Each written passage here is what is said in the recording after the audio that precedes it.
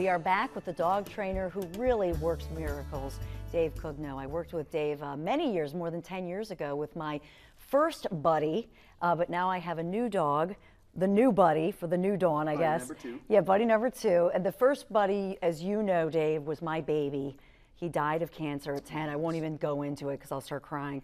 And I said, I can never have another dog. And you relate to this. And somebody called us from Pets Alive Shelter, and they from Facebook, they knew what the first buddy, and they said, this dog looks like the first buddy. Come and meet him. We met him. He couldn't bark.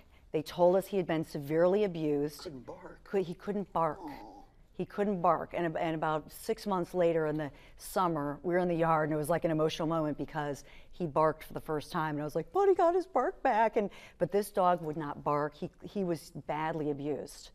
So, it just makes you cry. And that's why I think he's afraid of men. The problem is he's afraid of my husband, Larry, who, you know, Larry works so hard. And I'll show you some video of Larry. Here's how Larry, I say, Daddy's home, and he runs, he's barking. And poor Larry, Larry has never worked this hard at any relationship in his life, and he feels so bad. And this is every day, correct? This is every single day. And he's like, come on, buddy. He's tried treats. We try to have him feed him. And now he wants to go outside. And you see Larry put his hand out. And then you can see him stiffen up. He's stiffens up.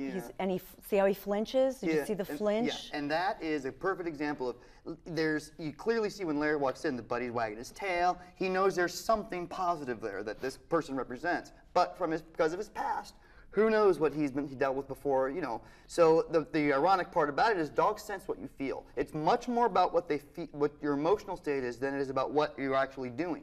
So Larry being a good person, he worries because he wants the dog to like him. But unfortunately, the worry gets thrown onto the dog as weakness to it. In other words, it's not like a stress, like he feels the stress. It's almost as if he knows that he's worried. He knows that he's worried, but he doesn't realize the worry is because he wants to be friends with Buddy.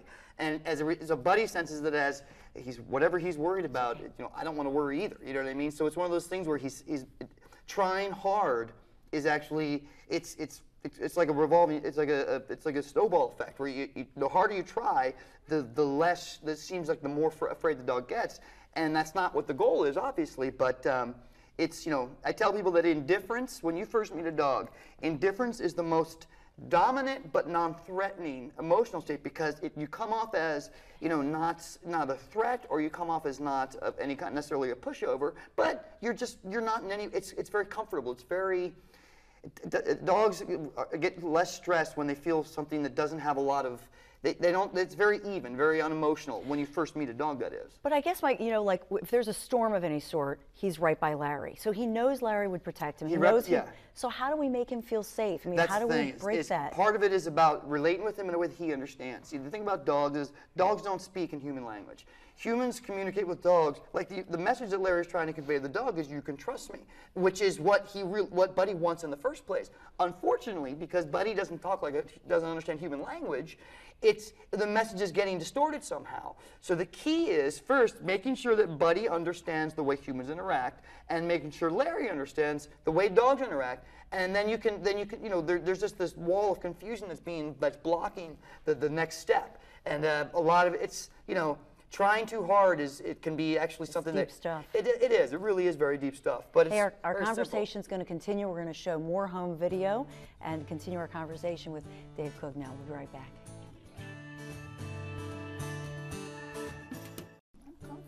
Welcome back. Dawn Stensland-Menti here with superstar dog trainer Dave Cugno of Cugno's Canine Center, and of course with Buddy Menti. Okay, are you ready for the next video? Show it to me. Let's take a look. This is home video that I took of Buddy and me, and this is in the morning. I know his eyes look weird, it's just the camera, but in the morning, he's like a baby, and he loves to sort of gnaw at my fingers and my hands. Now, that would be a good example of, yes, dogs, that's a natural way of dogs communicating with equals. Now, humans, the goal, you know, you're not another dog, obviously. The problem is that when you hear the saying, there's no bad dogs, there's bad owners, that is inaccurate in the sense where nothing, like you're not doing that to cause behavioral issues. Right. So that can't make you bad. But that's one of those things that shows that He views, when a dog does that, it's not aggression, it's affection, but it's one of those things that he does to play with the equals. Is it a bad thing for him to do to you? If it doesn't lead to other things, not necessarily. It's one of those things where people get, they think that what they do is bad and makes them bad people. It doesn't at all.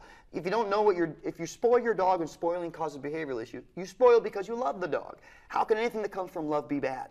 It's the question becomes learning how what you do affects the dog's behavior and either accepting it or learn how to work around it.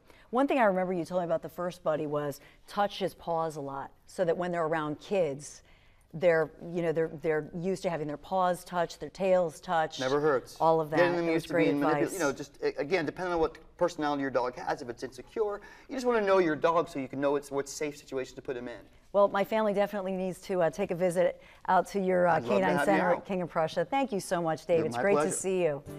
And a special thanks to our sponsor, Vidal's Day Spa in Wilmington, Delaware. It's awesome. We'll see you next Thursday here on WMCN 44. Have a good one.